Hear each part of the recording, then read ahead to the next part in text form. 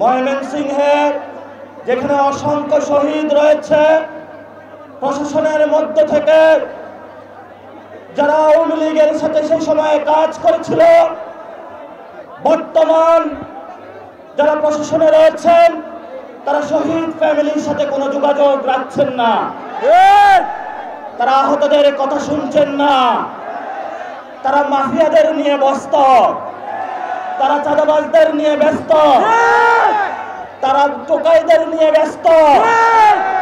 রক্তের উপরে দাঁড়িয়ে যাদের আপনি চেয়ারে বসে আছেন, প্রশাসনের ভাইদেরকে বলবো, ভবিষ্যতে ময়মনসিংহে আর যদি কোনো শহীদ ফ্যামিলির ভাই, আর যদি কোনো আহত ভাই আপনার চেয়ারের সামনে গিয়ে দাঁড়িয়ে থাকতে হয়, ময়মনসিংহের ছাত্র জনতা আপনাদের চেয়ার রাখবে না। প্রিয় ময়মনসিংহবাসী, যখন খুনি হাসিনা আমাদের উপরে গুলি চালিয়েছিল, আমরা কি গুলির মুখ থেকে ওয়াক আউট করেছিলাম? আমাদের যারা আহত হয়েছিল তারা কি ছাত্রলীগ যুবলীগের মুখ থেকে ওয়াক আউট করেছিল?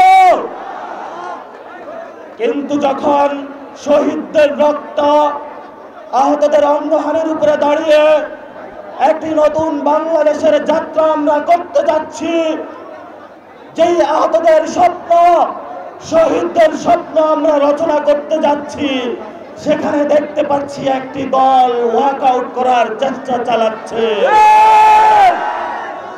আপনারা আজকে ওয়াক আউট করেছেন, ফিরে এসেছেন, আপনাদের স্বাগত জানাচ্ছি। আপনারা শহীদদের রক্তের সাথে ওয়াক আউট করতে পারেন না।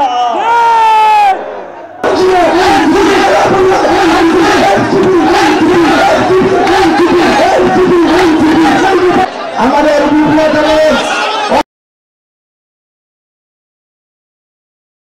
ওয়ালটন এখন দেশের সীমানা পেরিয়ে পৌঁছে গিয়েছে 50টিরও বেশি দেশে। ওয়ালটন, ঘরে ঘরে, বিশ্বজুড়ে।